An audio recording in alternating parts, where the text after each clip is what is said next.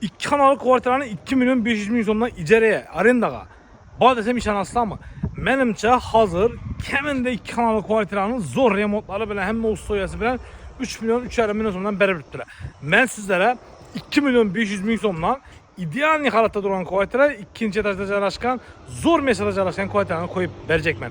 2 milyon 500 bin so'mdan arendasi bo'ladi.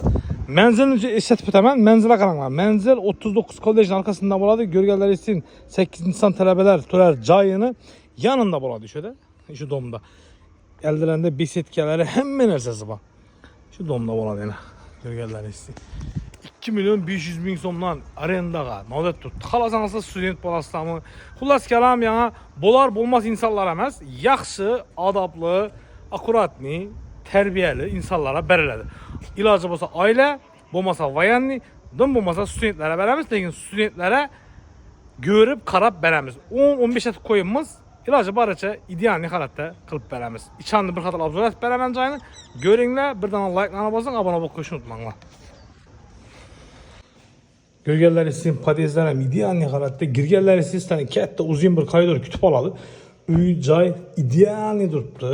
Hamma narsasi ustoyasi bor. O'ng tarafda kuxnyasi. Yana kuxnyasini ko'rsataman. Kuxnyasida холодильники bor, duh konturli. Bemalol hajatib ishlataverarsizlar. Konturli kotyoli, shotchiklari, kuxnyning mebellari, kir mashinalari hamma narsasi ishlab turibdi. Restollar ham bor.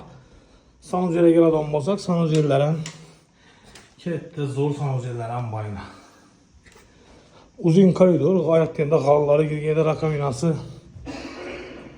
Qaranglar, girganlaringiz uchun o'ng qo'lingizni deski spaniya bo'ladi.